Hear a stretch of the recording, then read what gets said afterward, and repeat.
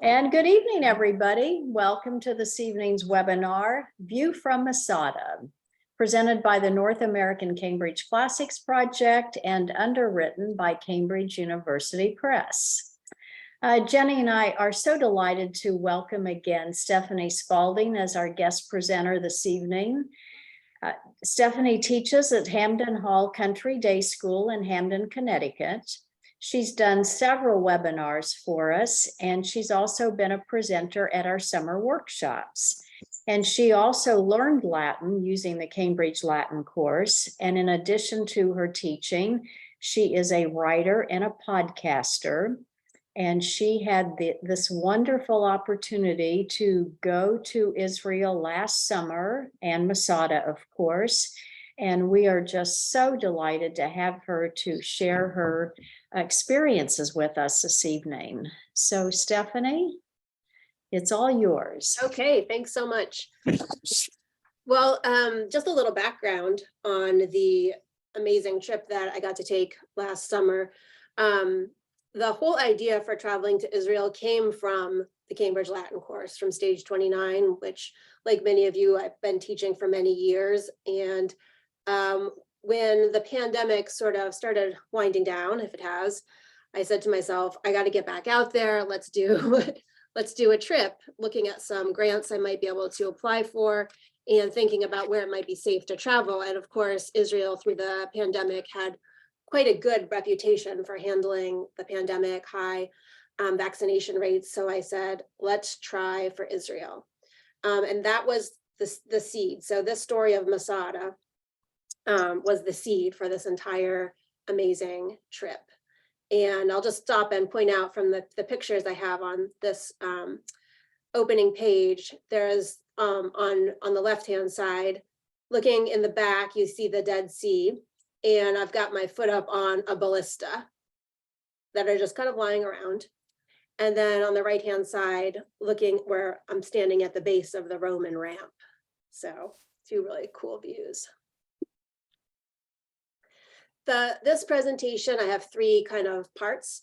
The first part, I want to look at Stage 29, our Masada story in depth, and talk about some of the challenges of teaching Stage 29. I have for many years, and I know Martha and Jenny, we've talked about how this stage can be really challenging to teach many times, and I tried different approaches. And so I think this is a great chance to kind of look at teaching a stage and how we can approach it, why it's worth slowing down a bit and doing the chapter.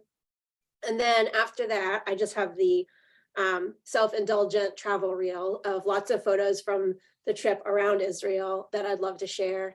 And then a final to conclude, just a few tips for you if you're thinking about how can I get in on some of this travel as professional development, some things that have worked for me that I'll share. I cannot go any further without saying thank you to the institutions that made this trip possible. Thanks to the National Latin Exam, the Christine Fernald Sleeper Educational Travel Award, which I applied for a little over a year ago, and was granted the full $5,000 grant, which I'm so grateful for.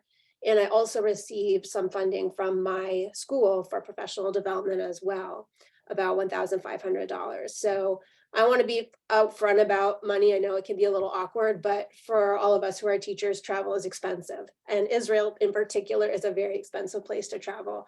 So without these generous grants, I would never have been able to do this trip. This is a definite bucket list trip.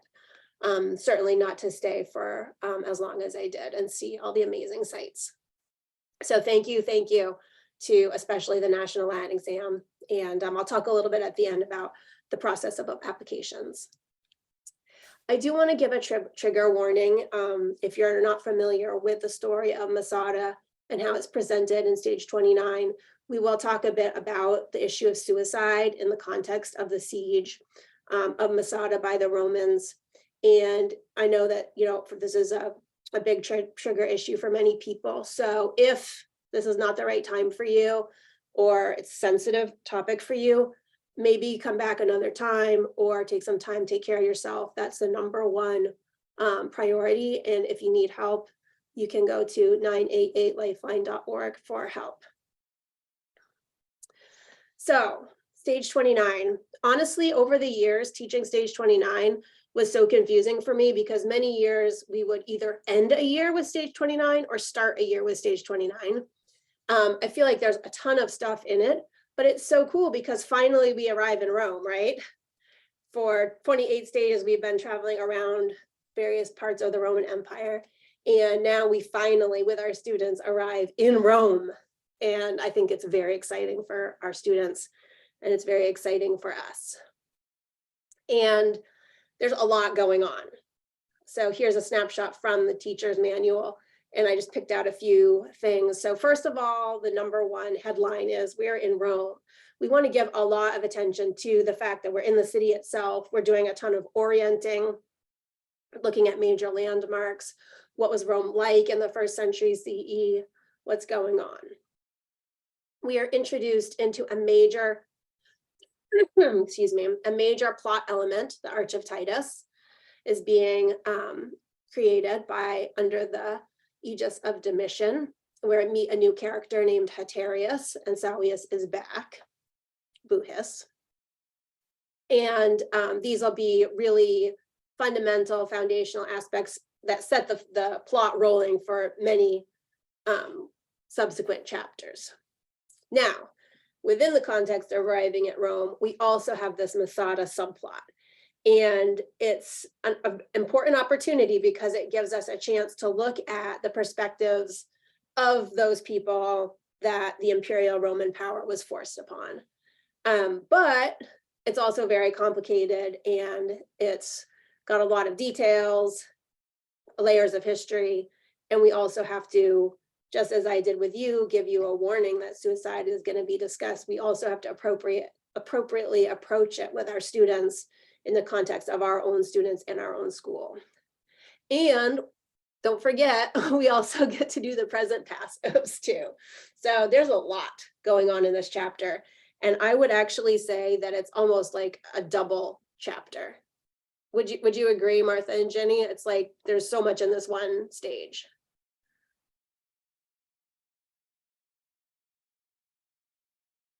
I think that's one of the most bewildering things about this stage, because there's a lot of information, and as you referenced, it often comes at an odd time for a lot of us. Mm-hmm.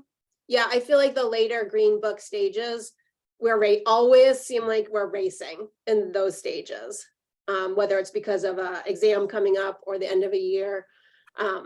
But I'll give you some ideas about why I think that it's worth slowing down and treating it with even like giving it more time than you would a typical chapter. So in case you're not familiar, I just want to take you through some screenshots of what you're going to meet in stage 29. And the model sentences here, as you can see, we get these amazing pictures of a street shot view of Rome. And honestly, we could talk about these pictures for like several class periods. There's so much to tease out of these class period, these model sentences and these pictures. And we could literally talk about it for hours and look at all of the details. And again, this is the exciting moment where we arrive in Rome. So I think there's so much to do here with these pictures. And get the idea that there is something exciting happening in the city too.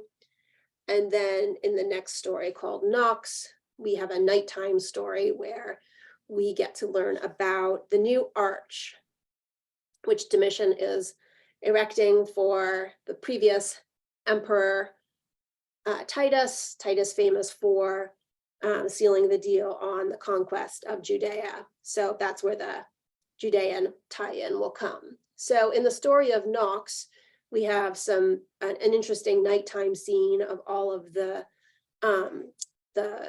rush, the crunch to finish completing the arch, because there's going to be the big dedication of the arch the following day and the victory parade.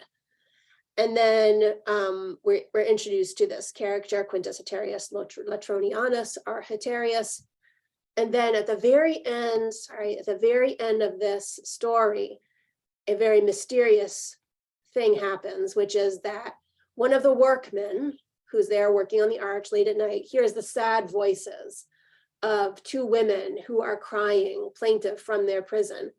And they're singing and chanting, mi Deus, respice me, quaere me de seruisti, why have you deserted us? So it's a very mysterious ending to the story of these captives.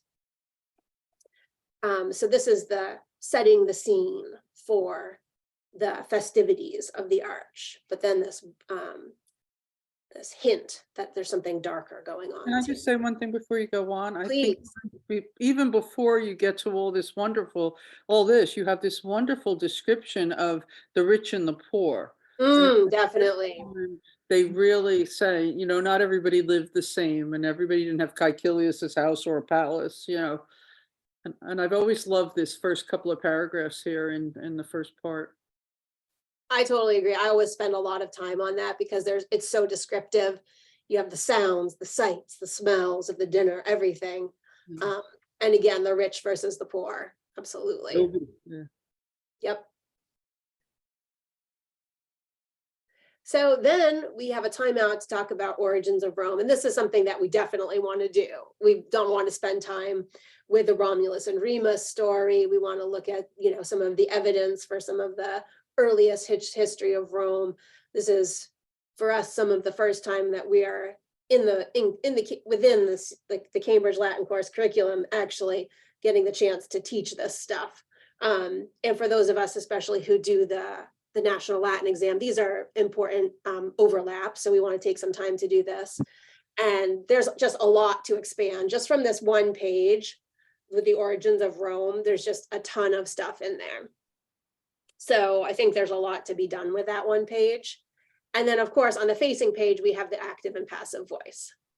So if you're thinking to yourself at this point, like how many class periods so far, we already have at least 4 or 5 class periods, and we're not even halfway through the chapter yet. So again, I don't think with active and passive voice introduction, students don't really struggle with it when they see it in the stories, and I don't linger on it too long here just because we're going to get tons more practice, but it is something you have to stop and talk about a little bit. It's grammar excitement. We're in Rome and we're excited about that. We're learning the passive as grammar nerds. We're excited about that too. And then we get to this amazing story of Masada. And I will tell you, when I first started teaching this story, I did not know, this is not something that I ever learned about in any Roman history class that I took. So I didn't know about it. And it was really interesting. So my delving into the story of Masada started when I was teaching it. And it's a really kind of mind-blowing story. So here we have the captives that we heard the plaintive cry from now we are zooming in. We're doing a zoom in on them in the captives nearby where the work is going on with the Arch of Titus.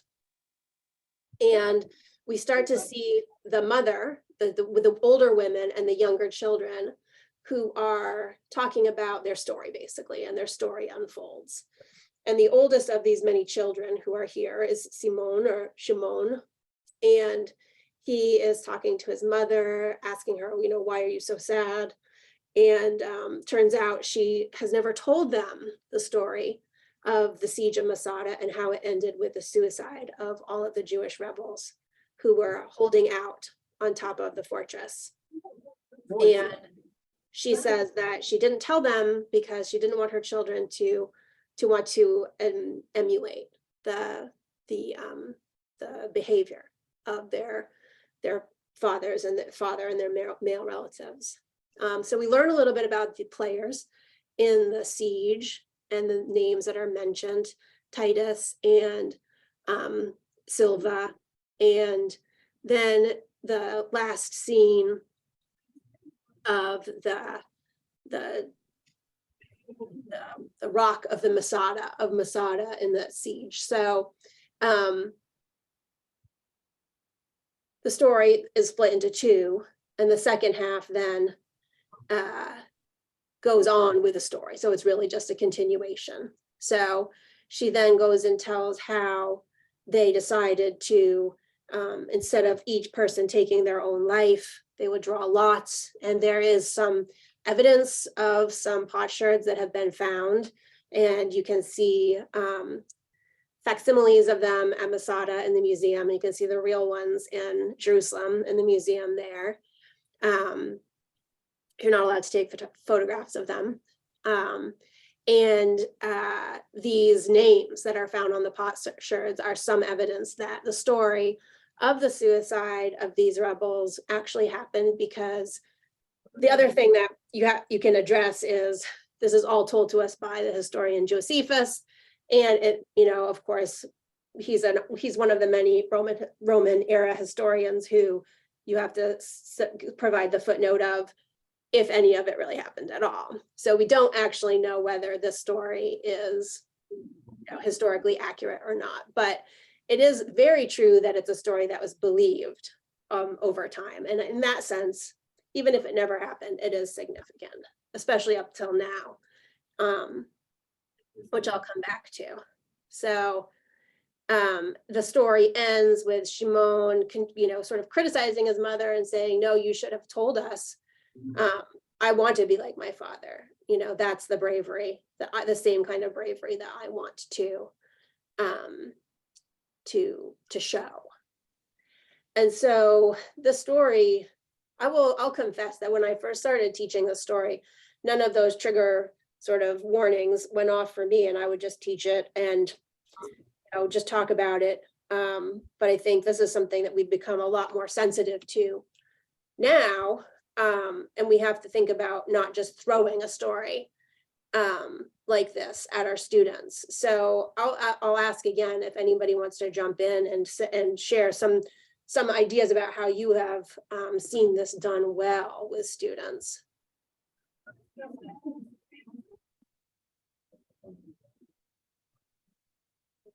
One of the things I talked about was we had a rabbi come once, I shouldn't say I talked about, and he talked about why this was not suicide in the sense that we think of suicide. Mhm. It was thwarting of a hero of a culture that was going to dominate.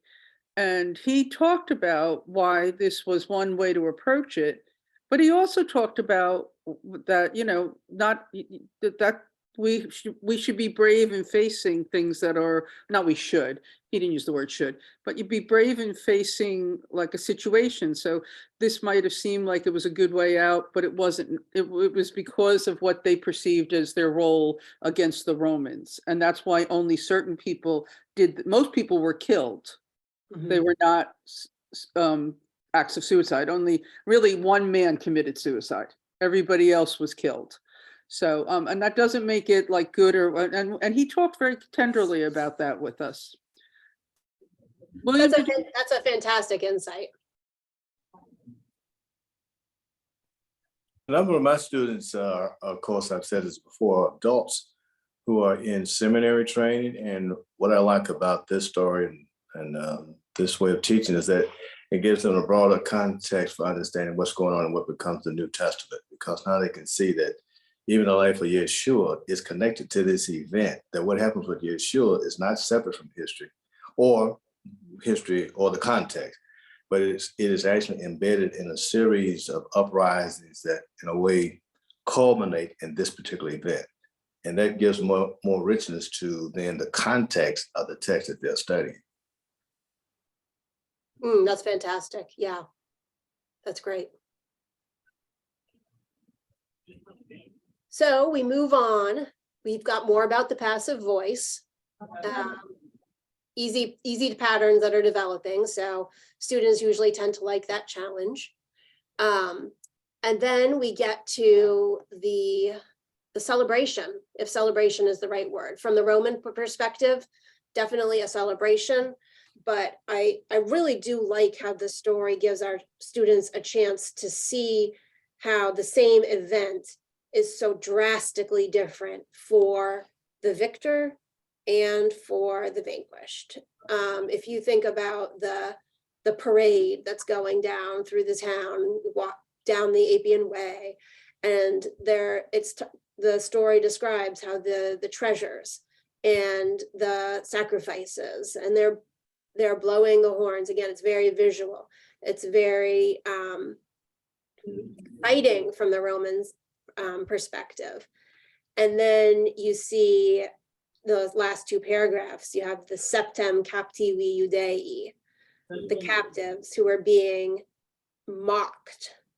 Things are probably being thrown at them. People are shouting at them and jeering them. And they're continuing down. And that the parade here is at the picture on the inset on the bottom is a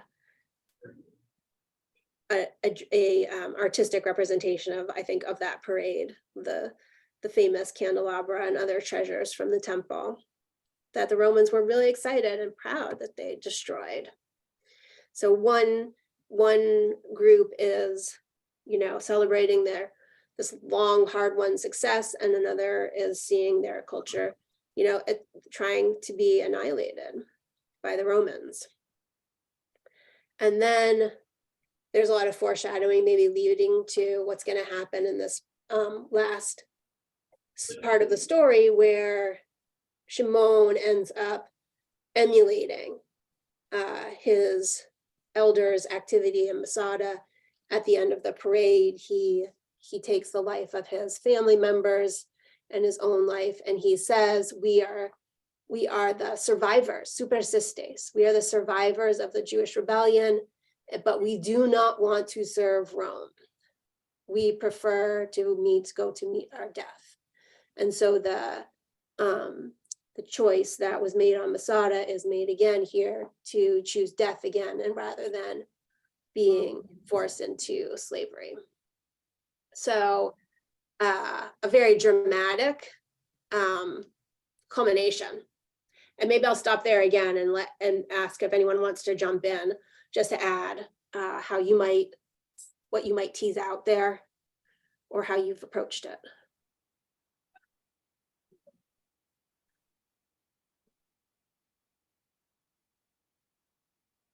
So again, I was lucky enough to have this relationship, but I also had a large number of Jewish students, and some of them planned to go to Israel for their year and, climb Masada, and some had been to Masada with me. So they, looking at it as an important event in their culture or their religion's history, and what it meant to be brave again, Yeah, I have also had a lot of Jewish students, and I've even had some who have done their bar mitzvah on Masada. That's something that a lot of people do. So that's a great chance, if you do have a Jewish population, to really, gain some connections there. So it takes a lot of time. I think time is the thing that really the stage requires, because we want to deal with the current, let's call it current Rome events that we're getting in the stage, but also go deep into this Masada plotline. One of the tour guides that I watch a lot on YouTube talks about how Masada has two stories and also a third. And the first story is the story of Herod the Great, who built the palace and the fortress of Masada, who is was a client king of the Romans about 100 years before story that we're reading in this stage. So what was that all about? That's the first story. The second story is the siege of Masada that we are tying in with our chapter here. And the third is, as you alluded to, Jenny, the modern importance and the symbolism of Masada to the modern state of Israel, and what it means to modern Israelis and Jewish people around the world. So I think the things you've got to be really thoughtful about is how you are going to talk about the element of suicide. Number one, I think it's great to talk to the English department at your school and ask them at your grade level that you're dealing with this story, how do they talk about hard things in their English novels when they come up? I would also talk to administrators and let them know that you're talking about this story, that this is in your curriculum. And I would also talk to whatever you have on staff, or counselors or guidance counselors department, because they may know about things that have happened or that are, sensitive points for your students or for your school community in general that aren't knowledge to you. And the last thing we want to do as students, the last thing we want to do to our students is to have them traumatized or re-traumatized by something that we do in the classroom. And I think that this is something that we can do very well, but we do have to be really mindful about it. This year, I decided that I would just let the students know that the story was coming and talk about it very generally, what it's about, and give them the warning that suicide is involved, and let them know. We have somebody with their mic on. If you can just make sure you're muted, thank you. Let them know that the story is coming up, and if they feel like they aren't comfortable reading about the story, that they can take the class off, and you can arrange for them to go someplace else, to a buddy classroom or something, because I think it's not necessarily right for all students to read the story. And hopefully we know the students in our classes well enough to make that distinction. And then I think another thing, you have to decide how much are you going to actually talk about the source for this story, and did this actually happen? I don't talk about it very much. Josephus, I mean, when I started to read about the story of Masada and Josephus, and the more you know, the more you know you don't know. So I think sometimes when things are debatable in the Cambridge Latin course, I just go with a version, and then they can learn about it later if they want to, but that's my take on it. So, excuse me for one moment.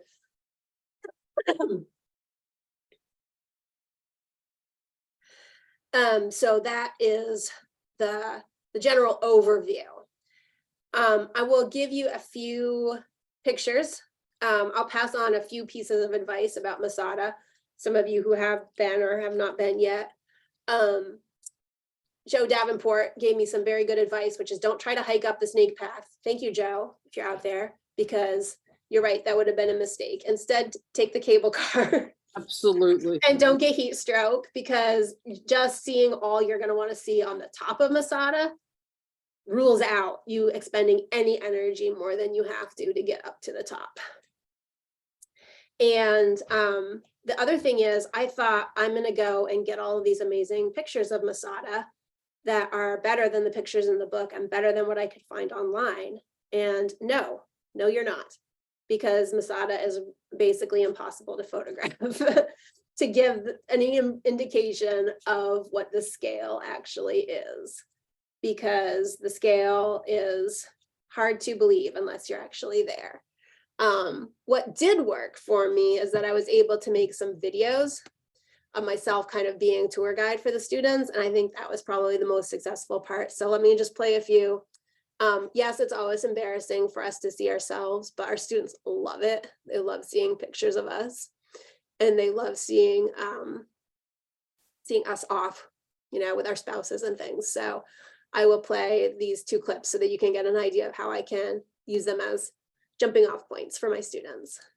Standing on the northwestern side of Masada, Herod's palace is here to my right, and in the background you can see how sheer of a drop off there was on this side.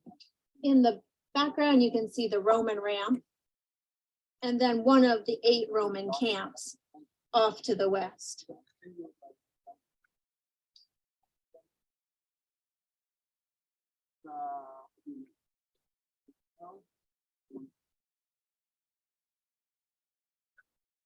And on this one, where I'm standing at the base of the Roman ramp, the sound is very windy, but the sound is windy, so bear with it.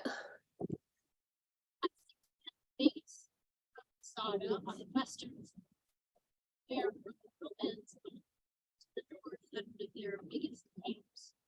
And the 8 camps is built around Masada.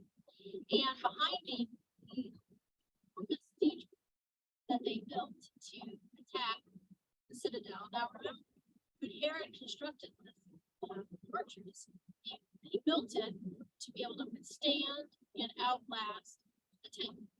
So the Romans had to go out and breed to be able to make their own methods of architecture. So the Romans constructed dirt and stone ramp that leads straight up this side of the song to where they eventually reached the wall, and you can still see the gap in the wall where they pressed through. You'll notice that the ramp does not actually go up to the top.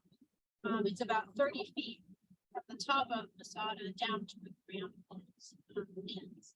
And that's because the Romans built a giant siege tower that allowed them to span the remaining 30 feet. So just an incredible feat of Roman engineering. Remember, the Romans, when they did not like the conditions that the earth presented with them, they would overcome it and change the earth. And then this is one of the most startling examples of that. 2,000 years later, this ramp that the Romans built still exists. I'm standing in front of it today. Okay.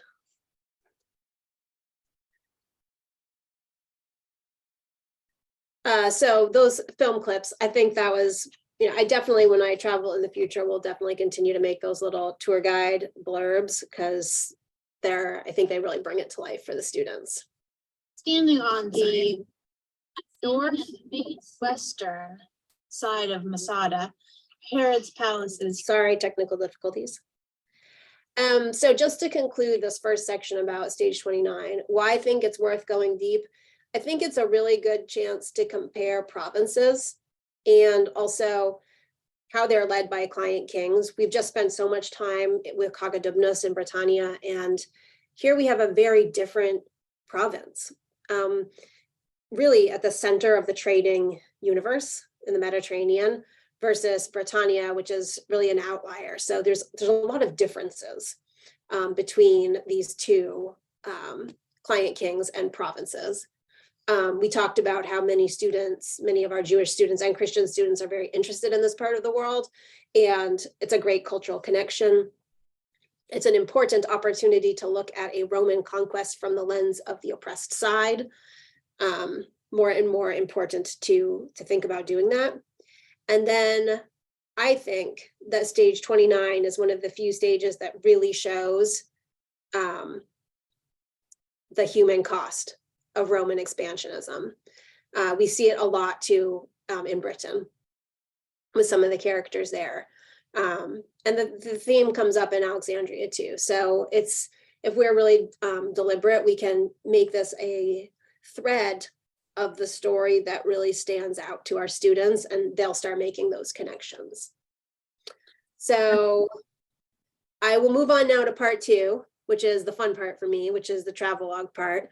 And I'll probably just try to go as quickly as I can, because like anybody who comes back from an amazing trip, we can't stop talking about what we see. But just a brief overview of the trip. We flew into Tel Aviv and stayed there for several days to sort of get the lay of the land. Then we drove north along the coast to visit the coastal sites and stayed in Haifa. And then we traveled east to the Galilee region and made a home base in Nazareth, making a visit to the Golan Heights and all the Galilee region sites, and then drove south to the Dead Sea and saw the 2 main Dead Sea sites, which are Masada and Qumran, where the Dead Sea Scrolls originated. Then ended our trip in Jerusalem, did a day tour, organized day tour to the West Bank. And then at the very end of our stay, we did a 4-day excursion to Jordan to see Petra. So this trip was just shy of 4 weeks, just shy of a month. And I'm just going to take you through some images in order, just to sort of inspire you for your future planning. So Tel Aviv is a very modern city, although it has ancient roots with the old city of Jaffa. The central photo shows actually the alleged location of Andromeda's rocks, which is really cool. And it's an amazing coastal city. and a modern, vibrant place to really explore. And at the last day of Tel Aviv, we rented a car, and this was probably the most brave thing I've ever done, which is driving around Israel. So we drove north. Here's some pictures from Caesarea Maritima and Herod's swimming pool in the background.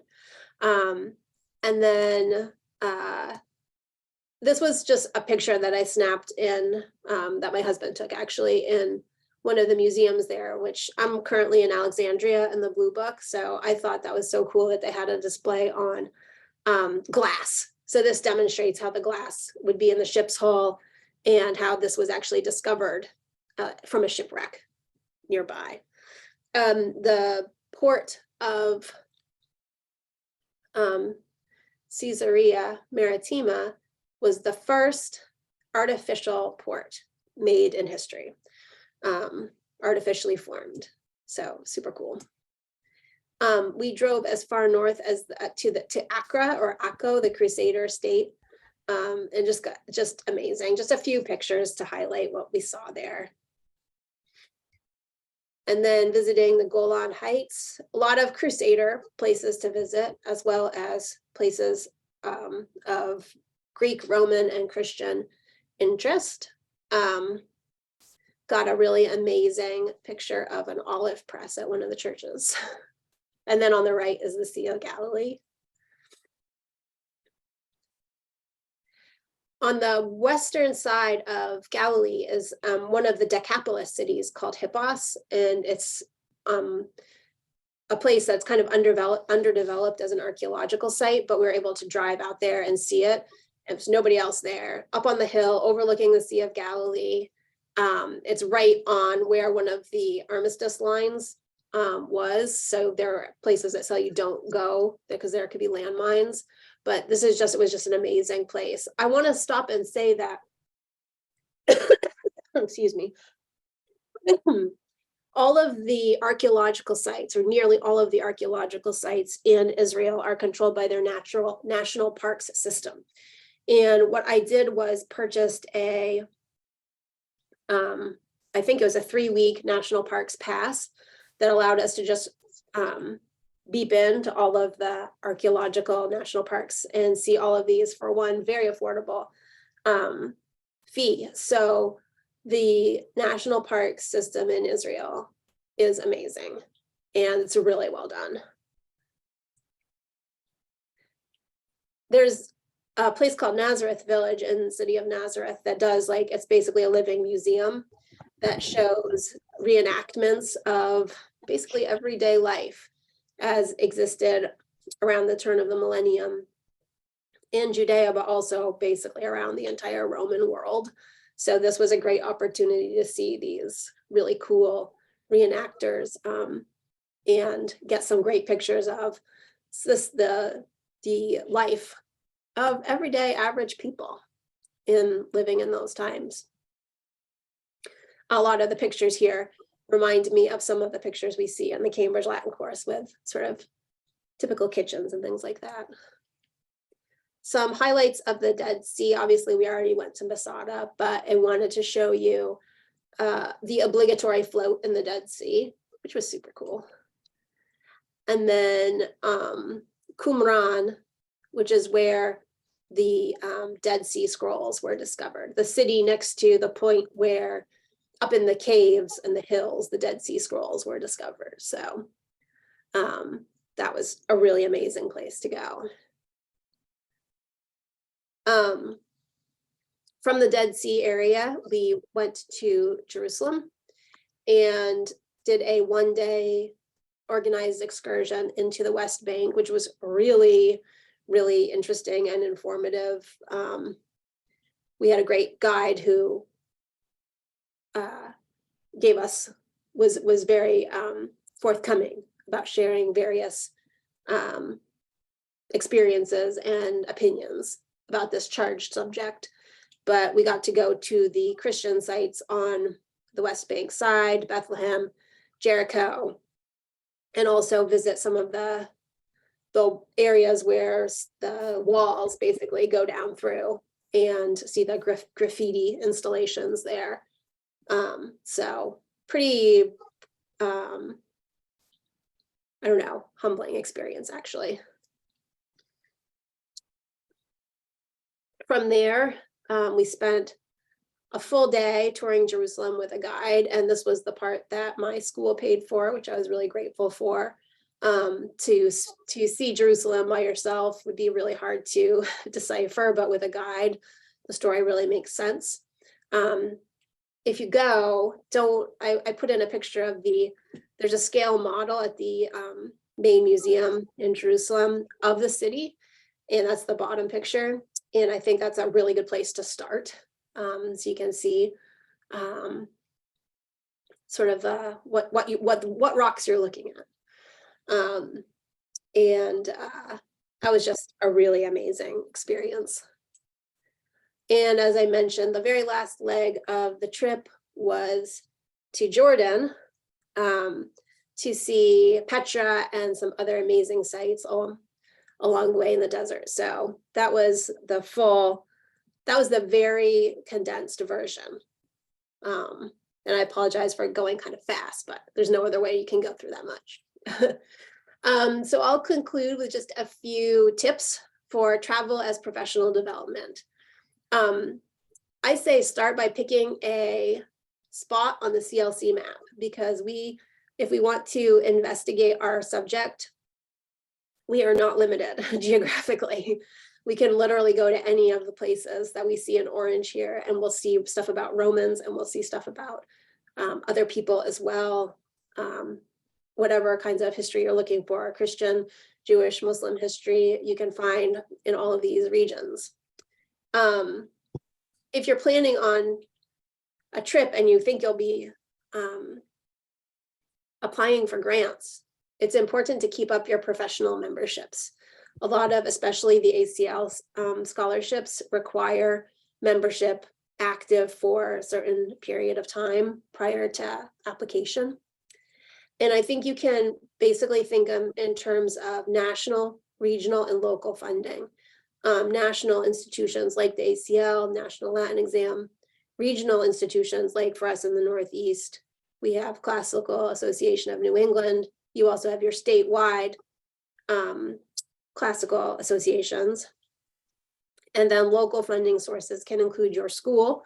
I know not everybody is blessed with a school that has those resources, but you can also go to local groups like the Rotary Association, other community groups. You know, you might not get anything, but you might get something, you never know. And then for applications, the thing that I think has worked for me in the past is that I submitted a very detailed budget and itinerary. And by detailed, I mean every single day accounted for what I'm going to do. Budget includes airfare, ground travel, hotels, and admission to sites, everything, so that it's really, really clear that you have a viable, well-researched plan and that you have done your homework. And I think, I don't know, there's just so many places on this map right here that I would love to go, and we can really just explore the ancient world.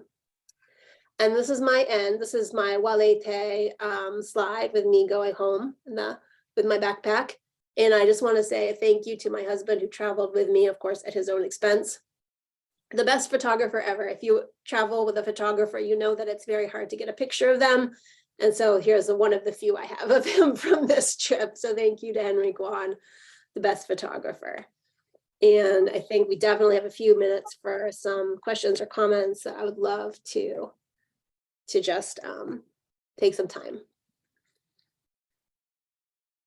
Can I just add that last month's webinar, which was on exploring the diversity in the ancient world and finding, using skeletons and other things from all over the ancient world, was wonderful and would complement this nicely. So I'm going to put that link in the chat. You might want to catch it at some point. Mm-hmm. Yeah, and Stephanie, you mentioned the necessity to really provide a detailed itinerary and et cetera. when you're submitting this proposal to get funding. And how difficult was it to put that together, considering you were going to a place that you hadn't been to before? Okay, yeah, it's a big investment of time. It's like doing a project. So I would buy the guidebooks ahead of time, and I would one of the things that I did was I went to online and looked for tour groups that were selling basically tours of Israel, like 2 to 3 weeks tours of Israel. And that gave me the idea of what kind of loops people would do basically, and what the big spots are. Right. And then I would use that to go, and then I did the research on, well, okay, what about the Roman sites that I want to go to? Because those are off the beaten path. So then I went and basically plotted them and started fleshing out the driving itinerary day by day. I included things like distance driving every day, like how many miles or kilometers I'm driving, and what city I'm going to stay in that night. And then, so I would say all in all, probably at least 20 hours of research just going into creating the itinerary before putting in the application. Mm. But let me just say this, worth it. Yes, of course. And I'm more than willing to share that with people. By the way, I've done a lot of applying for things over the years, and I kind of, once you do it a number of times, it kind of becomes second nature. So I think you can, you know, I'd be happy to share that with people who are interested in creating an itinerary, so that you kind of know what to include. Love to help other people out. And Pat Bell and some other people can probably talk to this, but just to show your kids what it's like to travel around the world. And when we got to camps and I pulled up that picture that was very similar to the one that your husband had with you in the video, and they're like, wow, it really was square. How'd they do that? And, you know, and some of the other things that and there's some beautiful pictures of like the tile floors on Masada and stuff like that. You know, helping them to see that it's not just something in our book or something maybe in Rome, but to encounter it all over, you know. Pat Bell, you got anything to add to this conversation? Yeah. You have to unmute yourself. Unmute yourself first. You. It was wonderful, Stephanie. Thank you, to revisit and see that the ramp is still there. Now I understand that they made a different ramp for the movie. Yes. Because they didn't want it worn, yes, during the making of the movie. And my students always enjoyed watching the movie. Do any of the rest of you show it? I Oh, did. yes. I did. Yeah, absolutely. Yes. It's pretty well done. Yes, it is. And Mhm. frankly, it draws the contrast of how cruel they were to the people. Yes. You know, I mean, that this wasn't a light decision. You know, they knew that their people would not be treated well, you know. Yeah. Anyone else like to add anything before we?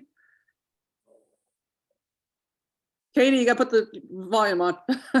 Of course, there we go. So when we're talking about Jerusalem and we're talking about these difficult topics, I think about the modern day situation of Palestine and how that's going to come up. And I've already put on reserve, Virginia, time for me to watch the diversity workshop I missed earlier this year. It's a good one. How do you, I'm sure it is. But I'm feeling those voices are voices that, I mean, those are voices I hear in my head as I hear you talk about Masada, you know, the contemporary issues, which are religious based and politically based. Do any of you cover that at all? I've not taught the stage yet, so I'm just. I'm sorry, I zoned out. Say that again, please. I'll jump in while we're catching you up, Jenny. So in terms of the modern political stuff, the Israel-Palestine stuff, does that come up with teaching the stage? For me, no, I haven't had students talking about it. However, throughout teaching Cambridge, when things happen, like Russia invading Ukraine, for instance, I feel like the parallels there. And so I always talk about like what gives one country the idea that they should just go in and take over another country. And how would you feel if you were the country that's getting taken over? And Yeah. that's kind of a way now use that model to look at Israel and Palestine. Now use that model to look at Ukraine and Russia. Now Mhm. use that model to look at the United States and the obliteration of the native peoples. Okay, because we do it too. We are Rome too. So all of those things, I'm always coming back to it. I have not had any like tense discussions about the Israel-Palestine stuff. Hasn't come up. I remember when I was doing Cicero and talking and some of his saying that, you know, good can never do evil because then it is evil. And at that time, the question was about going into Baghdad and, you know, and it was like this whole political thing was the president making the right decision. This is a while ago. And I always noticed that throughout the course, there were many times where you could really draw an analogy with what was happening. And one of the things I had done fairly early on was I looked at book 2 as 2 different forms of conquering. One was a political alliance with a client king. One started out as allies, and then eventually Egypt loses all control. And then you have Masada, where they never really pretend. So it's really 3 different kinds of occupation, you know, and how with, again, going back to Aquasalis, how, you know, they attach the king, the religious leaders. And I just always wanted them to recognize that, from the very beginning, that these are conquerors that were going in, and there's much good that has come out of having had this spread of whatever, you know, Greek Greco-Roman ideas, but how did it come about? You know, and let's own what it always was, you know.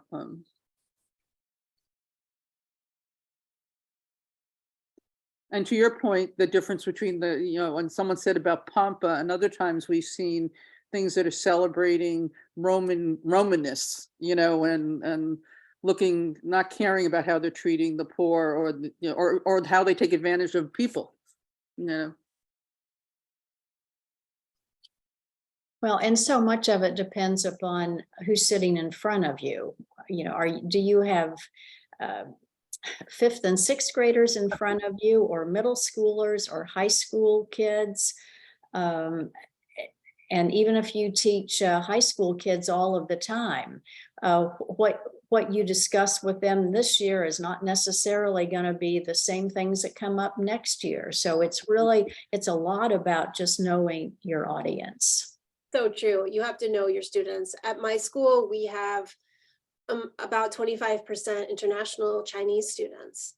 And that is another area, you know, China's another realm, just like we are. So, you know, but then how do they as Chinese students learn about their own country versus how do we as Americans learn about our country, or vice versa? So like, we have to know our students really well to talk about these kinds of topics. And we also have to understand their misconceptions too.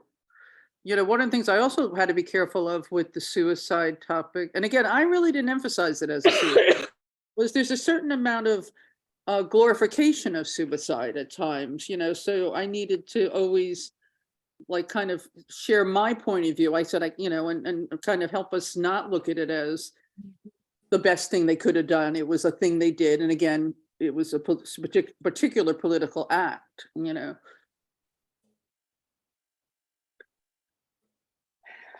Well, anybody else have anything they'd like to share this evening?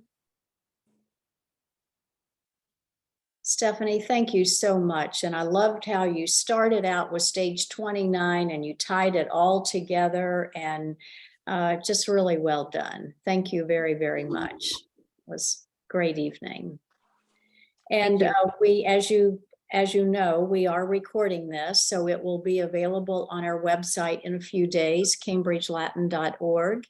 And if any of you need a professional development certificate, if you would just simply email us training@cambridgelatin.org. Training@cambridgelatin.org will get a certificate to you very soon. And we want to tell you that this summer, we're messing with our traditional schedule for the workshops. We have now decided to do, don't panic, a 5-day workshop, but you don't have to come all 5 days. The first day is for the newbies, and then second day is unit 1, third day is unit 2, and all the way up. And then this part and the first part of the 4th book will be, the last day. And so each unit gets its own day. We're not dividing into experience, non-experience, and we'll do a pretty deep dive. And we have Nora, who's on here tonight, is one of our presenters, and we have Natalie Roy is another one. So we're looking forward to that over the second week in July, if you can be with us. And then we have some other things in our back pocket that we haven't quite gotten to, right, Katie? We're hoping, so, and if you have any ideas, we always want to hear your ideas, especially for webinars, any topic you think could be relevant. Yeah, so we're definitely working on those summer workshop plans, and we will get that out hopefully within the next month or so. So once again, thank you everybody for attending this evening. We always appreciate your attendance and your conversation with us, and have a great evening. And hopefully we'll see you again next month. Stay warm if you're in any of the snowy, icy places. Yes. Good Good night, everyone. Good night, everybody. Bye.